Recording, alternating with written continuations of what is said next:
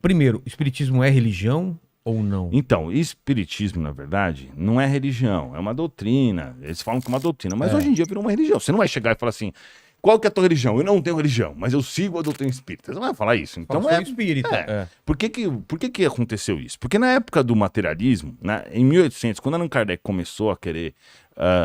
começou a perceber que existia uma movimentação dos espíritos, começou a codificar a doutrina espírita, para não ter que explicar a história inteira, porque é meio monótona. Mas nasce com ele o espiritismo? Ele foi assim, o Allan Kardec era um cara inteligente pra caramba, discípulo do Pestalozzi, o cara era mó crânio, super cético, e ele percebeu que estava acontecendo alguma coisa que não tinha explicação, que era a mesa de 300, 400 quilos que levantava e girava E ele nos via isso- bailes.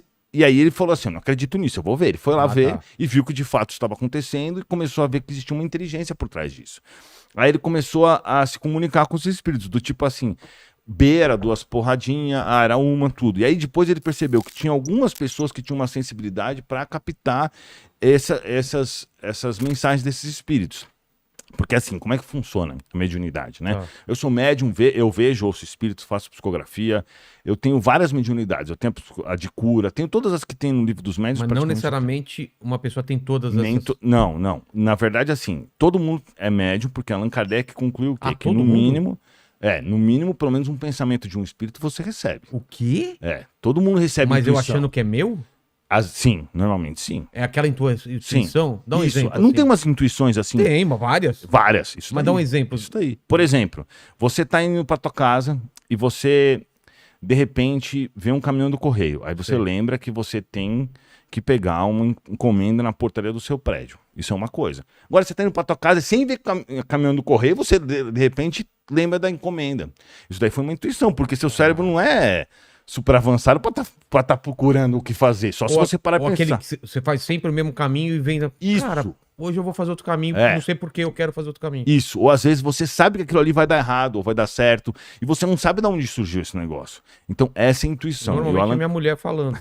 essa mulher, mas a mulher deve ter intuição mais aguçada, porque é sempre assim. Né? Eu acho que sim, né? Eu acho que mulher tem uma intuição um pouco Talvez ela preste maior. mais atenção, né, na intuição, porque os caras são mais Então, teimosos. todo mundo, então, é médio nesse sentido de... Por isso que Allan Kardec fala que todo mundo é médium. Mas aí o que acontece? Existe uma diferença. Por exemplo, a visão. A gente está olhando aqui as luzes, né? Elas entram na nossa retina. Falando luzes, tudo. A visão é assim, ela entra na retina, vai para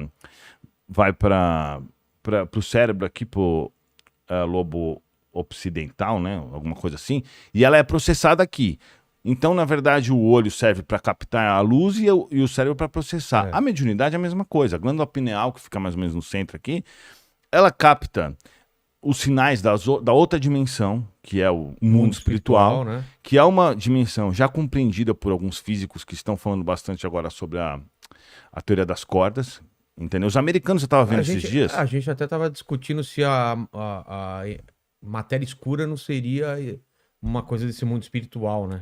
O livro dos espíritos diz que não existe matéria vazia, não existe nada vazio. Tudo que a gente vê é que a gente não consegue ver. Porque o nosso olho físico, ele foi desenvolvido ao longo de milhares de séculos e anos para viver na Terra. Então, por isso que a gente saiu da água, né, com os animais, né, na teoria da evolução está correta, segundo até os livros de Chico Xavier, embora tenha algumas coisas faltando, que lá estão bem explicados nos livros de Chico Xavier, que a gente pode falar sobre isso também. Mas aí, o que acontece?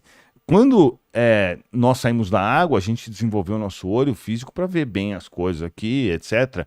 Mas isso não quer dizer que o mundo é isso que a gente vê. Tanto que a gente não consegue ver o raio-x, infravermelho e nem infravermelho, ultravioleta. o raio gama. A gente não vê um monte de coisa, né? Ondas também, ondas eletromagnéticas. A gente não consegue ver isso com o olho.